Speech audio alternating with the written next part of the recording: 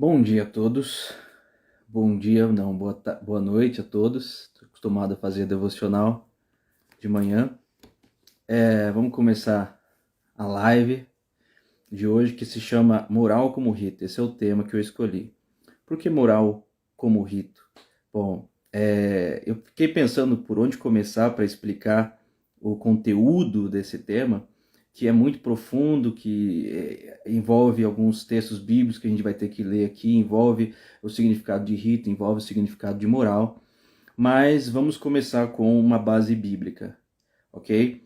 Lá no Evangelho de João, no capítulo 1, a partir do verso 19, está escrito: Este foi o testemunho de João quando os judeus mandaram de Jerusalém sacerdotes e levitas para lhe perguntarem: Quem és tu?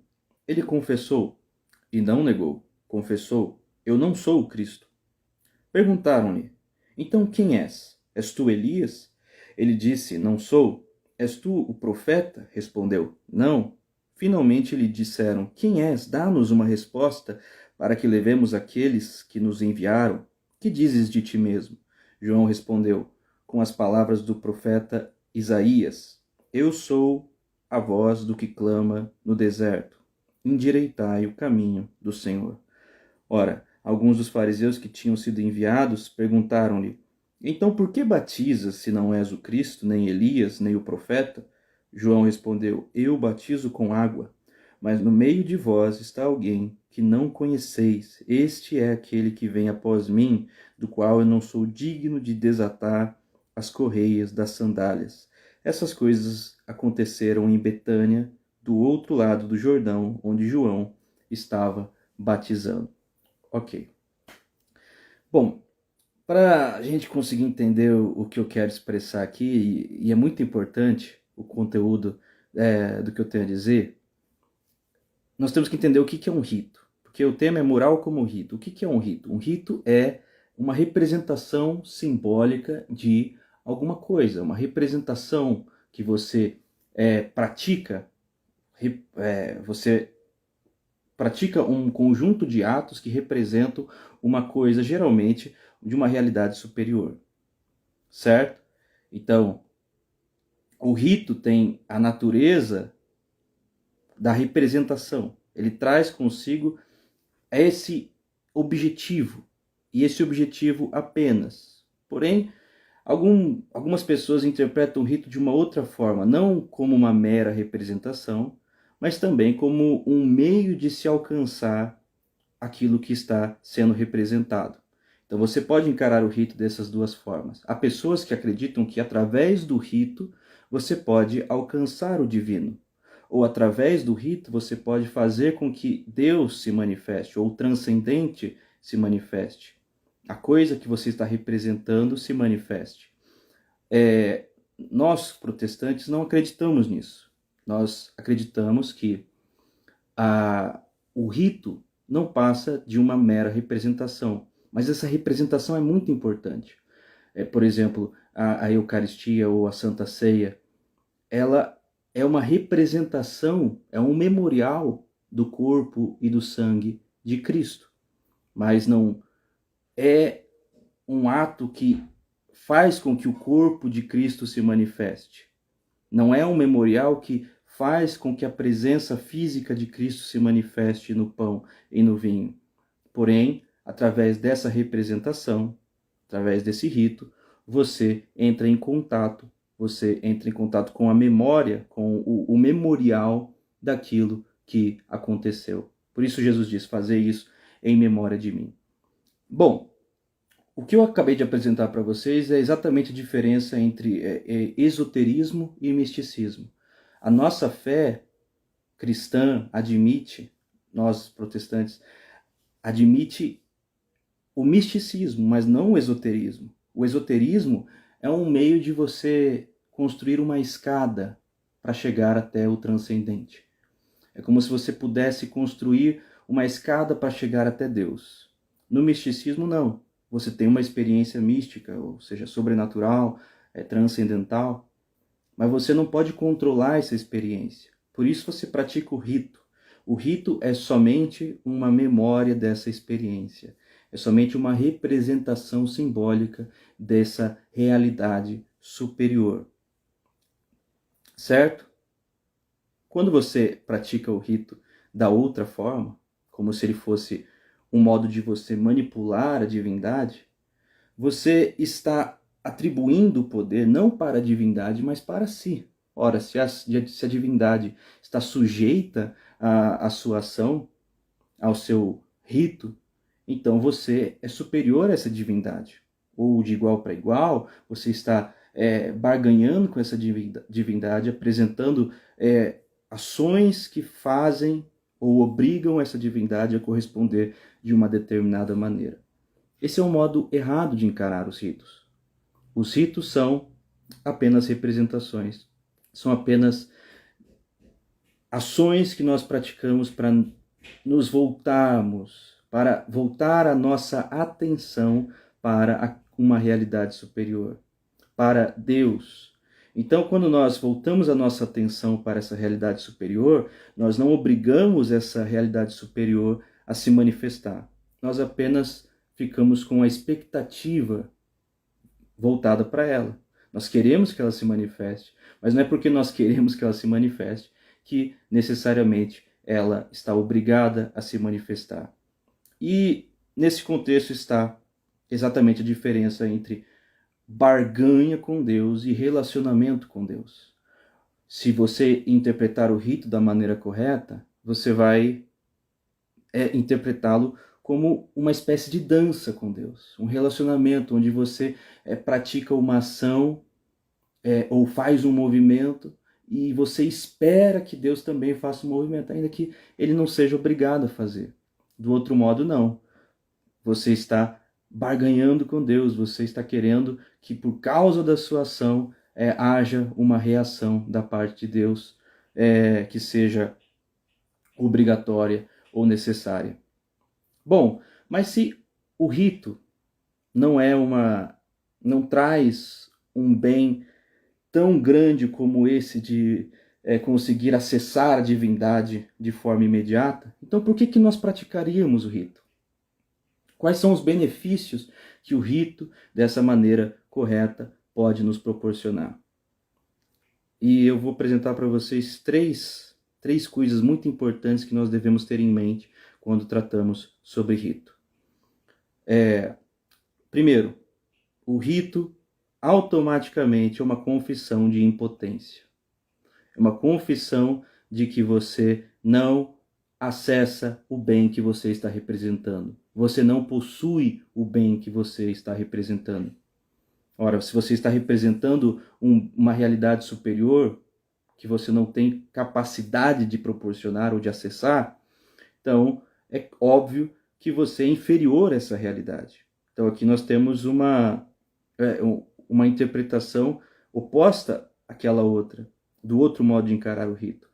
Você não está voltando seus olhos para a sua capacidade de manipular o divino, de acessar o divino. Você está voltando seus olhos para a sua impotência, para a sua incapacidade e, então, finalmente tirando os olhos de si mesmo e colocando em um outro lugar. Esse é, então, o segundo motivo, o segundo benefício da prática do rito, porque o rito nos faz voltar o nosso olhar para algo além de nós, para Deus, para essa realidade superior, e não para a nossa capacidade de manipulá-la. Desse modo, a sua atenção se volta para algo superior. Quando você pratica o rito, você está fazendo uma atividade de percepção. Você está voltando a sua atenção para algo. E essa é exatamente a substância da inteligência. A substância da inteligência é a capacidade de perceber e de voltar a sua atenção para uma coisa específica. É assim que nós devemos interpretar o rito. E esse é um benefício muito grande, porque quando você contempla algo que é superior a você mesmo, você consegue absorver de algum modo, mesmo que seja por analogia e sempre por vontade divina ou intermediação divina, essa realidade que você está contemplando. E o terceiro benefício que a prática do rito oferece para nós é que quando nós tiramos o nosso olhar de nós mesmos, confessando a nossa impotência, voltamos o nosso olhar para essa realidade superior, para Deus, nós acabamos por aumentar a nossa esperança na manifestação divina. Vejam, essa esperança não causa a manifestação divina, mas ela prepara o nosso coração para essa manifestação. Porque quando nós não estamos esperando por Deus, nós acabamos por esperar em outra coisa. Acabamos por esperar em outra divindade ou em outra coisa terrena, material, ou até em nós mesmos, certo?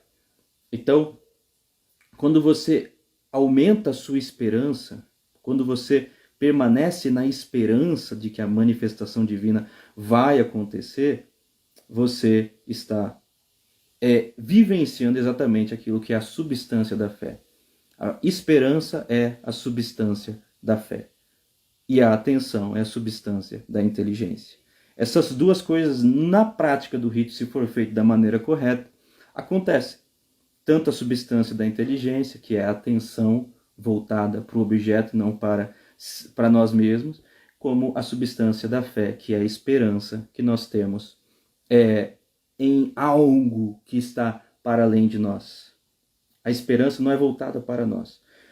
Isso aqui é interessante, porque nós temos a mania de inverter a lógica das coisas.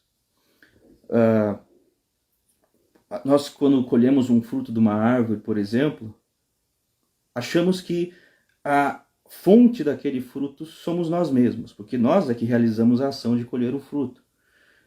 Mas a fonte não somos nós, a fonte é a árvore. Ou quando nós plantamos uma árvore que dá frutos, pensamos que nós somos a fonte daquela árvore. A fonte não somos nós, a fonte é a semente. É claro que na interação com o mundo material existe a ação e reação, existe a causalidade.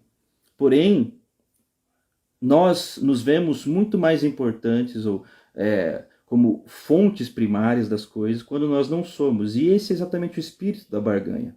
Como se nós pudéssemos manipular todas as coisas o tempo inteiro e fôssemos a fonte de todos os benefícios, quando na verdade nós apenas estamos usufruindo dos benefícios que são exteriores a nós. Quanto mais quando se trata do transcendente. Quanto mais quando se trata de Deus. Quanto mais quando se trata daquilo que está para além daqui do mundo material. Entende? Quando nós tentamos manipular o divino, manipular Deus, como se a nossa prática, a nossa ação obrigasse Deus a agir do modo como nós queremos, ou a se manifestar para nós, nós estamos invertendo a lógica das coisas. Nós estamos achando que nós estamos em pé de igualdade com o divino, com o transcendente, quando nós não estamos. A ação precisa ser uma ação de humildade, reconhecimento de impotência, voltar os nossos olhos não para nós mesmos, mas para essa realidade superior, ou seja, nós não somos a fonte do bem. E em terceiro lugar, perseverar na esperança. Mas o que isso tem a ver com moralidade? O que isso tem a ver com a moral? Bom, eu quero fazer uma pergunta para vocês. O que faz de você uma pessoa boa? O que faz com que você seja alguém bom? A resposta talvez seja muito simples. A pessoa que é boa é a pessoa que faz bem para os outros. A pessoa benigna e não maligna. A pessoa que, tal como um alimento, nós temos uma boa sensação, ela é gostosa, e ela também nos faz bem e não mal. Se você causa más sensações e faz bem para as pessoas ou para si mesmo, então você provavelmente não é uma pessoa boa, você não está sendo uma pessoa boa. Mas para você ser de fato uma pessoa boa, você precisa realizar ações, certo? Essas ações vão demonstrar quem você é. Porém, se você examinar um pouco mais profundamente, você vai perceber que essas ações, na verdade, são consequência de quem você é, e não o oposto. Não é quem você é Não é o que você faz que determina quem você é, mas a sua natureza que determina as suas ações. As suas intenções que vão determinar o modo como você age, as suas crenças que vão determinar o modo como você age. Só que é muito difícil que nós mudemos a nossa natureza. É muito difícil que nós mudemos a nossa intenção sobre as coisas. Nós podemos nos obrigar a praticar certas ações, mas não podemos modificar a nossa intenção em relação a elas. Isso é muito mais difícil. E por que eu estou falando disso? Eu vou chegar aqui a uma conclusão de que a moral que nós praticamos só deve ser praticada da mesma forma como nós praticamos o rito. Não como um bem em si, mas como uma representação de um bem que nós ainda não alcançamos, de uma representação de um bem que nós ainda não possuímos. Vejam o seguinte: se a sua intenção for falsa, ou for dúbia, ou for ambígua, e você está praticando um ato supostamente bom, mas com a intenção má, sutilmente você está envenenando essa ação. Sutilmente você torna essa ação vazia. Por exemplo, eu gosto muito desse exemplo, já usei outra vez. Se uma mulher casa com um homem, ou um homem casa com uma mulher por interesse, ambos podem estar oficialmente casados no papel. Mas se o homem descobre que a mulher casou por interesse, ou a mulher descobre que o homem casou por interesse, por dinheiro ou por qualquer outra coisa, como é que ela vai se sentir? Como é que ele vai se sentir? Ele vai se sentir traído, vai sentir que aquilo é uma farsa, vai sentir que aquele casamento devia não existir, que eles deveriam se divorciar, que não foi válido o ato. Por quê? Porque a intenção, se for ruim, se for maligna, sutilmente também envenena a ação. Não adianta só você praticar a ação se a sua intenção não for compatível com a ação, não estiver em unidade com essa ação. Então, nós encontramos um grande problema aí, porque a gente pode se adequar a uma disciplina exterior, a gente pode casar com a moralidade, a gente pode ter um casamento com a moral e tentar cumprir esse casamento à risca pelo resto da nossa vida, quando o nosso interior pode estar, ao mesmo tempo, odiando aquela moral, odiando aquela virtude, ou desejando o oposto, desejando aquilo que é ruim, desejando algo que é oposto a essa virtude. E sutilmente, é óbvio, como nós percebemos aqui, o ato está inválido, o ato está vazio, ele tem uma aparência de bem, mas interiormente, na sua essência, ele é uma outra coisa. É um engano, é uma simulação. Você está apenas representando, você está apenas praticando como se fosse um teatro, uma imitação de uma moralidade, mas não é a moralidade em si. Meu pai comentou aqui, moral por interesse. Bom, isso é importante. Geralmente nós não amamos a virtude pela virtude.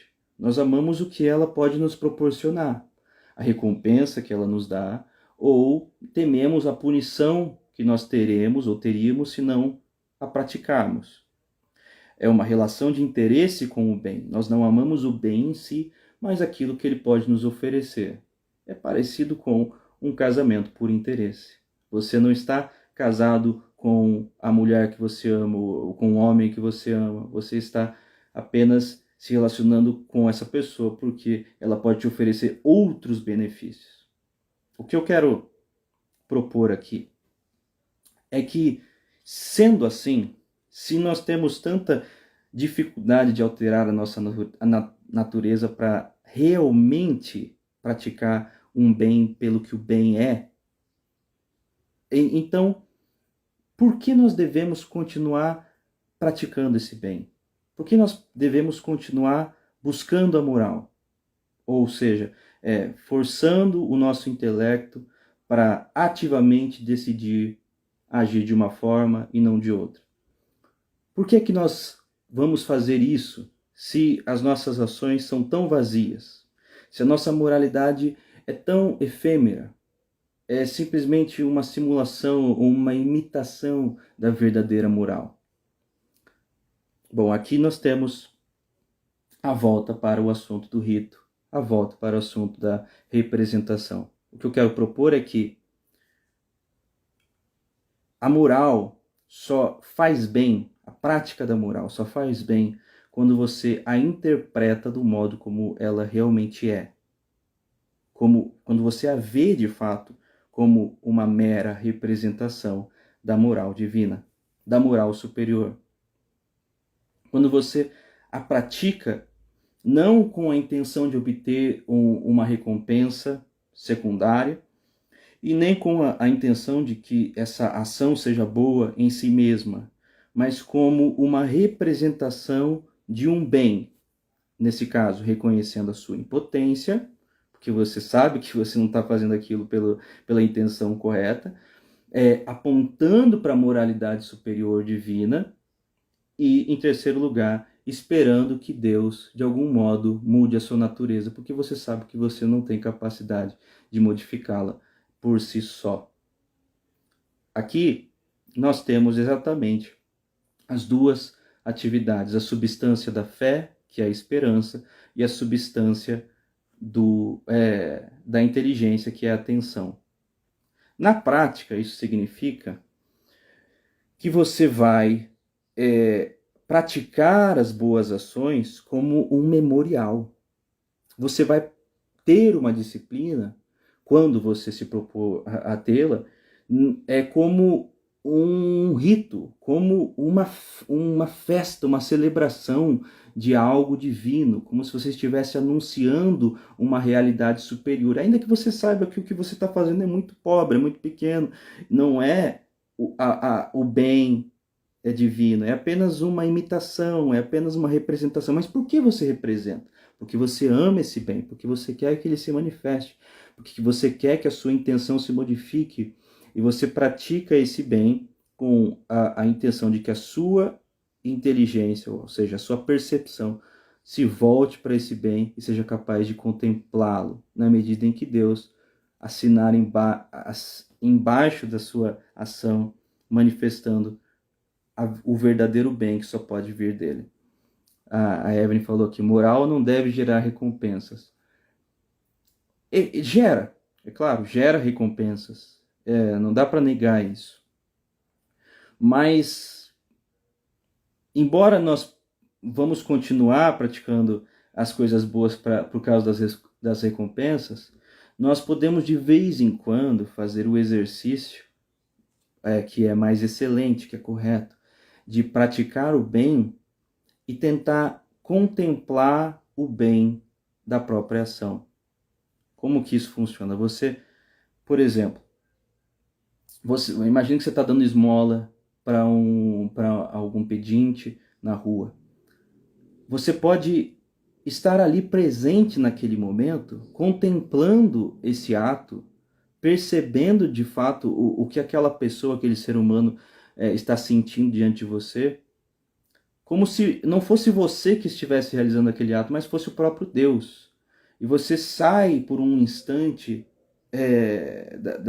daqui, do chão, do aqui e do agora, e você se vê dando aquela esmola, e você contempla esse ato e começa a degustar, começa a perceber, começa a sentir. O que será que essa pessoa está sentindo? O que eu estou sentindo ao fazer isso? Então você transforma essa ação moral em um rito. Porque o rito tem por objetivo exatamente representar simbolicamente uma realidade superior. A sua atenção deve se voltar para certos símbolos, para que você imagine uma realidade superior. Tente se lembrar da realidade superior. Então, cada ação moral é uma oportunidade de você perceber Deus nelas. Tentar se lembrar de Deus através delas. Então, a ação se transforma em um exercício da percepção. em um exercício da atenção, em um exercício da inteligência. Você foca na experiência com o intuito não do bem que a experiência vai proporcionar materialmente, e nem em se tornar uma pessoa melhor, mas com o intuito de observar e contemplar o bem da ação. Não de forma pessoal, como se você fosse o autor, não engrandecendo o seu ego, não olhando para a sua potência ao praticar aquilo, mas se esvaindo daquela ação, como se você não estivesse nem presente nela, e olhando para aquele ato como se fosse um rito, uma representação, e você assiste como se você estivesse assistindo a um filme em que uma pessoa boa está agindo de forma decente. Só que é melhor do que um filme porque você está interagindo com a realidade e escolhendo o roteiro, entendendo coisas que você quer entender através desses atos. Esses atos não te melhoram como ser humano, esses atos não te tornam uma pessoa boa, uma pessoa melhor, não é isso, mas esses atos são representações simbólicas que trazem para você uma expectativa naquilo que é superior, naquilo que é bom. E quando você para com a correria, para com o estresse mental, com as suas preocupações, as suas ansiedades, com o seu desejo de controlar as coisas, com o seu desejo de ser alguém amado, alguém admirável, e simplesmente contempla o bem, contempla o belo, nas suas próprias ações, você transforma a moral em um rito. E aí você começa a praticar o bem através da fé e não através do seu esforço próprio. O bem não manipula o divino, o bem não agrada a Deus, o que você está fazendo não vai fazer com que Deus te abençoe mais ou menos. O que você está fazendo é uma expressão da sua expectativa acerca do bem, acerca da realidade superior, acerca de Deus. Você age moralmente anunciando que existe uma realidade superior, para si mesmo e para os outros, é claro. Você faz isso como se fosse uma celebração, como se fosse uma festa, como se fosse, de fato, um rito, como se fosse um modo de você relembrar do que dá sentido à sua existência. E na medida que você vai fazendo isso, Deus vai entrando nessa dança, é claro, e vai assinando embaixo, e vai manifestando o bem, e realizando o bem, e você sabe que o bem não vem de você mesmo, vem dessa realidade superior. Bom, mas agora, o que tudo isso tem a ver com o texto que eu li do Evangelho de João? Quando João está realizando o batismo, está dizendo que ele é a voz que clama no deserto: preparem um caminho para Deus. Esse tema, na verdade, se originou exatamente desse texto. Eu, quando li esse texto, fiquei muito intrigado. Por que Deus precisa que a gente prepare um caminho para Ele? Por que Deus precisaria que nós preparássemos as coisas para Ele se manifestar? Ora, Ele não é aquele que diz haja luz e a luz começa a existir. Ele não é aquele por onde ele passa, os caminhos vão sendo aplainados, endireitados. Então por que ele precisa de nós para fazer isso? Para preparar qualquer coisa que seja. A figura desse texto é aquela de um mensageiro que vai à frente do rei, preparando a estrada, anunciando que o rei está chegando num país ou numa cidade. E as pessoas começam então a preparar as cerimônias, os lugares, até mesmo a estrada, literalmente, para que os cavalos do rei possam passar. Então eles vão preparando todas as coisas para que o rei chegue no lugar e ninguém seja envergonhado, né? Mas quando a gente pensa em Deus com relação a isso, como é que nós, humanos, impotentes, vamos preparar qualquer coisa para Deus. É o oposto, é Ele que vai transformando em bem todo lugar por onde Ele passa. Isso me intrigou. A outra coisa que me intrigou nesse texto e nessa passagem é o fato de que, bom, vamos dizer que Deus precise que alguém endireite o caminho para ele se manifestar. Que alguém prepare o caminho para ele agir. Tudo bem, vamos dizer que isso acontece. Como é que Deus vai confiar para nós essa tarefa? Se nós somos tão falhos, se nós temos tantas ambiguidades, se nós somos temos tantas segundas intenções, fazemos as coisas de forma tão errada, falhamos tanto, por que Deus vai pedir isso para nós? E é exatamente por causa disso que eu comecei a meditar sobre o que é esse preparo para o rei. O que é esse preparar o caminho para a manifestação divina? Vejam, nós não preparamos o caminho para que Deus se manifeste, como se ele precisasse da nossa ação. Nós preparamos o nosso coração, nós mesmos, para que ele se manifeste. A imagem que eu tenho aqui é como se nós estivéssemos em nossa casa, por exemplo, esperando uma visita muito importante e por causa disso, porque essa visita vem até nós ou virá até nós, nós arrumamos a casa, tomamos banho, nos arrumamos ou fazemos uma comida. A ação de arrumar a casa não é o que causa a visita, é o oposto. É porque a visita vem que nós arrumamos a casa. Então, esse anúncio,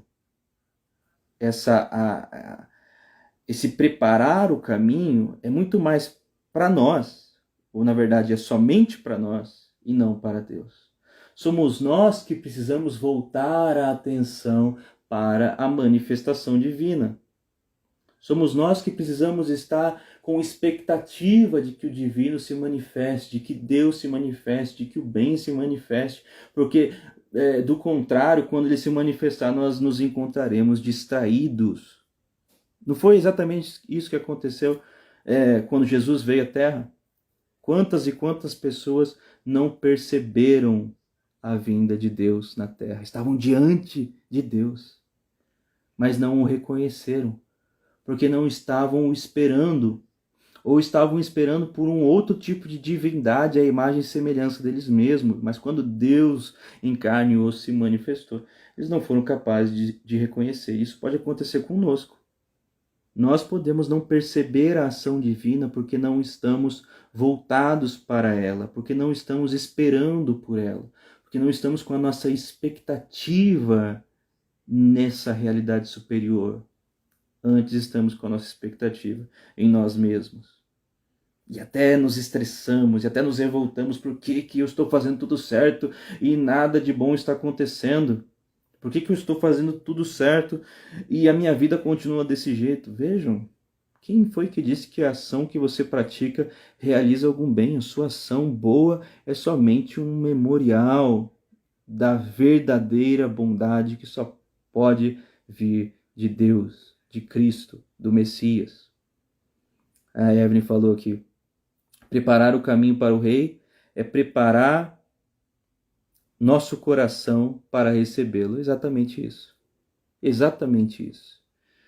Não que esse preparo force Deus a se manifestar ou faça com que Deus se manifeste, mas esse preparo é para nós. Ele serve para nós aproveitarmos melhor a visita de Deus, a manifestação de Deus, a manifestação do bem.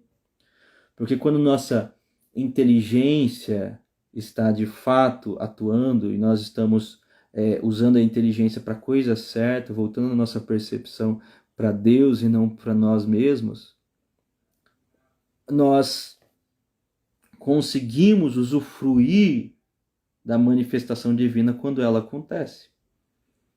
Então, é claro que Deus também vai nos ensinando, vai nos ajudando a fazer isso de forma mais eficaz, captar, perceber melhor a ação divina, porém ele vai agindo como se fosse uma dança, como num diálogo, como num relacionamento e não numa barganha. Nós fazemos um movimento porque nós temos expectativa, Deus também vai se mover, Deus também vai agir, Deus também vai se manifestar, Deus também vai mudar o nosso coração. Não é somente uma ação vazia da nossa parte, porque embora nós sejamos vazios, Deus vai fazer um milagre e vai transformar até mesmo a nossa ação vazia em uma coisa boa, em uma coisa frutífera.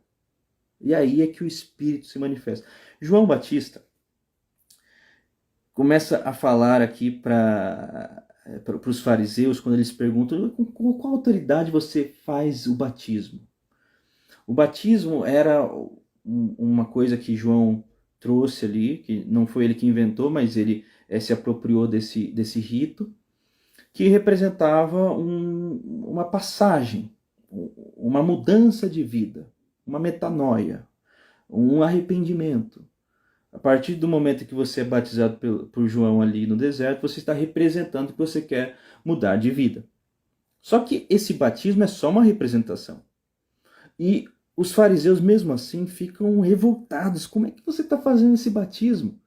Com qual autoridade? Você não é o Messias, você não é o profeta, você não é Elias, então por que você está fazendo isso? E João responde de forma muito interessante. Exatamente, eu não sou o Messias. Eu não tenho um poder eficaz. Eu batizo apenas com água. Isso é só uma representação. Mas após mim virá alguém que esse sim vai nos batizar com o Espírito. O que eu faço aqui é uma representação apenas. Não tem poder de transformar ninguém. Mas é uma representação que aponta para aquele que tem poder. E quando este se manifestar, ele modificará a nossa natureza. O batismo dele é o batismo do Espírito. É um batismo que muda o nosso ser, modifica a nossa natureza. Então, por que ele faz essa representação? Porque ele está com a expectativa, ele vem para falar para todo mundo, para anunciar para todo mundo, esperem, tenham expectativa, porque finalmente a salvação virá, a salvação está prestes a se manifestar, e isso vai gerando nas pessoas a percepção de que elas são impotentes, que elas não podem se salvar, vai tirando o olhar delas de si mesmas, das suas próprias ações, e voltando o seu olhar para o que as ações representam, o que é Deus, e vai gerando expectativa e esperança nelas, para que quando Cristo se manifestar, elas estejam com sede e com fome da manifestação do bem, da manifestação de Deus. A Evelyn comentou aqui, Deus pode se mover, ele se move real. Sim, a Flávia também. Se não tirarmos os olhos de nós mesmos, não conseguiremos perceber Deus. É exatamente isso. Então, eu sei que é um assunto muito complexo, talvez eu poderia ter dito de uma forma mais fácil ou mais simples. Só que o resumo disso aqui é que a ação moral pode ser danosa e pode ser benigna. A moralidade que você pratica pode tanto fazer bem como fazer mal. Porque se você realiza a moralidade como se a fonte do bem fosse você mesmo, essa moralidade vai fazer com que você se seque. Essa moralidade vai ser uma espécie de idolatria. Ela vai aumentar o seu ego, vai fazer com que você fique ali se esforçando naquele ato como se ele fosse em si mesmo capaz de gerar o bem ou de agradar a Deus, quando ele não é, e você vai se frustrar e cedo ou tarde você vai chutar o pau da barraca, ou você vai ficar neurótico, ou você vai ficar maluco, ou você vai ficar revoltado. Mas quando você realiza a ação moral pela intenção correta, que é a da representação do único bem possível que só pode vir de Deus, como uma espécie de cerimônia, de rito, que aponta para essa realidade superior, como uma forma de voltar o olhar para o bem e não para si mesmo, você pratica essa ação de uma forma leve. Você vai realizando isso como se você estivesse degustando de uma comida muito agradável, muito boa. Não com uma ansiedade de que isso vai gerar uma coisa secundária, porque você está realizando a coisa pela coisa em si. Você está agindo moralmente e conseguindo amar a virtude e não o que a virtude pode proporcionar como recompensa. Bom, eu quero falar só mais uma coisa, que é para explicar essa tarefa de João aqui. Eu tenho uma pregação no YouTube que se chama Prepare um Caminho para Deus, que fala desse mesmo assunto que eu estou tratando aqui. No Antigo Testamento existe a lei moral, a lei cerimonial e a lei judicial. Essas três instâncias da lei se confundem em si no povo, entre o povo hebreu, como se fosse uma coisa só, mas elas são coisas separadas. A lei moral é aquela moralidade que nós extraímos de fato, que é auto-evidente, que todos nós praticamos.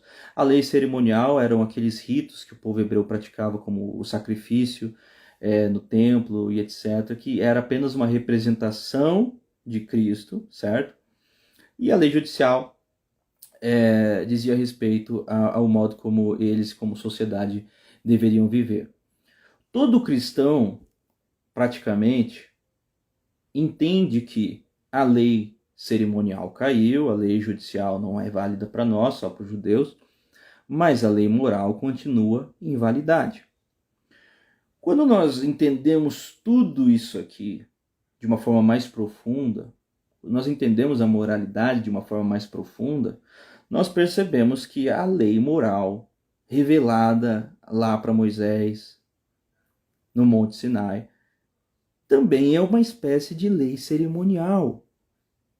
Ela não é a moralidade divina em si, porque ela sequer pode ser transposta em códigos linguísticos humanos. Deus está muito, muito além, muito superior a tudo que nós podemos expressar. É apenas uma representação dessa moralidade. E quando você entende que ela é uma representação e você a pratica desse modo, como um rito, como um memorial, como um desejo de que o transcendente se manifeste, sabendo que o que você está fazendo não tem poder algum, você está fazendo bem pela fé, que é exatamente o que o livro de Hebreus vai dizer. O livro de Hebreus fala isso, lá, capítulo 11, que pela fé todos os heróis ali do Antigo Testamento realizaram tudo o que fizeram. Eles agiram daquela forma tão heróica, tão boa, porque eles estavam com a intenção correta. Ou seja, eles estavam com a expectativa, não no ato que eles praticavam, mas com a expectativa de que o Deus iria realizar o bem. Eles não achavam que porque eles estavam arrumando a casa, isso iria forçar Deus a se manifestar. Mas eles arrumaram a casa porque eles tinham uma grande expectativa de que Deus iria fazer uma visita. Então, a expectativa, a esperança modifica o seu modo de agir. Você esperar que Deus vai agir muda o seu modo de pensar e de se relacionar com a realidade. É por isso que tantas vezes nós chutamos o pau da barraca ou agimos antes da hora, fazemos o que não devemos fazer, porque nós estamos voltando nosso olhar para a fonte errada, para uma fonte que é uma mentira, não é fonte de bem algum. Mas quando nós esperamos em Deus e praticamos todo bem como uma espécie de louvor a Deus, como o apóstolo Paulo diz, fazei tudo para a glória de Deus, quer comais, quer bebais. Você está apenas depositando a sua esperança na manifestação divina, no bem divino, e não na sua ação. A sua ação é só uma consequência dessa esperança, dessa expectativa. Bom, a esperança é a substância da fé. E a atenção é a substância da inteligência. Essas duas coisas em unidade é que trazem saúde para nossa mente, para nossa alma. E nós não forçamos a barra. Então, para resumir aqui, vejam, como é que você transforma a sua ação moral em um rito, em um memorial? É muito simples. Basta que você, ao praticar essa ação, não tenha nenhum outro objetivo a não ser contemplar o bem, como se o próprio Deus a estivesse realizando e não você. Então, a ação é um modo de você praticar a contemplação de Deus, porque você está colocando o seu olhar no símbolo, que é o seu ato, e esse símbolo e esse ato apontam para o divino, apontam para Deus, e você cresce em esperança, cresce em expectativa. É óbvio que você não vai conseguir fazer isso o tempo todo. Às vezes você vai fazer as coisas como sempre fez e do mesmo modo e querendo forçar a situação para conseguir uma recompensa e um bem, tudo bem. E às vezes você vai agir mal também, você vai agir de forma imoral. Isso não tem muita relevância. Sabe o que é importante? É importante que você pratique pequenas doses disso que eu estou falando. Pare um pouco. Por exemplo, vamos dizer que você tem o costume de mentir. Você precisa contemplar um bem e não contemplar o mal. Você não vai focar no ato de não mentir. Quando você disser a verdade, você deve começar a prestar atenção não no ato de não mentir, mas na verdade, sendo proporcionando uma mudança tanto em você quanto naquele a quem você está dizendo essa verdade. Você percebe o que essa verdade causa no outro, você percebe o que essa verdade causa em si mesmo, ainda que seja sofrido, ainda que você sinta um pouco de medo, seja um pouco covarde de dizer essa verdade, você começa a praticar essa ação de pouco em pouco, ainda que seja por alguns minutos do seu dia, olhando para essa ação e contemplando a verdade causando um efeito, e não contemplando você mesmo sendo verdadeiro, ou você mesmo sendo um herói ou uma pessoa boa. Cada ação é uma oportunidade de você fixar o seu olhar numa representação do belo, numa representação de Deus. E Deus, o Espírito de Deus, vai revelando para você, quando ele bem entende, quando ele bem quer, a verdadeira moralidade que vem de si mesmo, do seu espírito. Mas você não precisa forçar a barra, você não precisa ficar se preocupado com será que eu estou sendo muito ruim ou muito mal? Ou será que eu fiz bem o suficiente hoje no meu dia? Não. Apenas use a ação moral como uma oportunidade de um culto a Deus. Ainda que dure um minuto só. Uma oportunidade de você tirar os olhos de si mesmo e voltar os olhos para Deus. Certo? Eu não sei se ficou claro, porque é um assunto muito difícil de tratar. A Flávia comentou aqui. Tanto é verdade que às vezes o bem pode trazer também recompensas negativas para nós. mas continua sendo o bem. Olha, às vezes as nossas ações, o nosso desejo de praticar o bem e a nossa tentativa de praticar o bem acaba estragando as coisas também. Porque nós somos pessoas complicadas, ambíguas. Nós achamos que fazemos as coisas por um determinado motivo, mas não tanto assim, acabamos estragando tudo. Então, percebam, essa tentativa de ser uma pessoa moral pode continuar acontecendo, não estou invalidando isso, mas apenas descanse no fato de que você não é tudo isso mesmo. Você não vai acertar tanto assim, você não vai realizar coisas tão boas assim na percepção dos outros e na sua própria percepção. E o objetivo nem deve ser esse, o objetivo deve ser a expectativa. Eu sei que isso aqui que eu estou fazendo não é nada demais, mas isso aqui é uma demonstração de uma esperança que eu tenho. Eu acredito num bem superior e eu quero degustar desse bem. Em resumo é isso. Pastor Loyola, meu pai, falou que o evangelho produz excelência moral. É isso, porque a forçação da barra causa o oposto em nós. Ela causa neurose, ela causa estresse, ela causa um peso, ela causa um fardo, e a gente vai tentando produzir aquele bem, forçando a barra, e uma hora ou outra aquilo desaba. A gente chuta o pau da barraca, ou ficamos pior em uma outra área, né? Causa um efeito colateral. Você se torna uma pessoa soberba, julgadora, ou seja lá o que for. Mas quando você pratica o bem desse modo, como um ato de fé, como um rito, isso não acrescenta dores, não acrescenta sofrimentos, coisas negativas.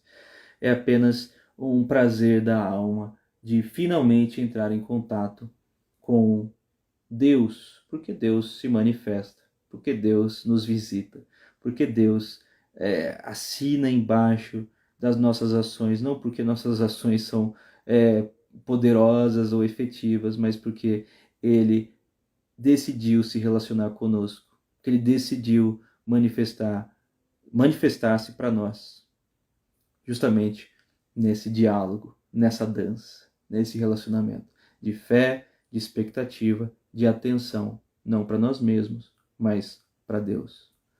Ok? Um abraço a todos. Essa foi a live, o resumo da moral como rito. Fiquem com Deus.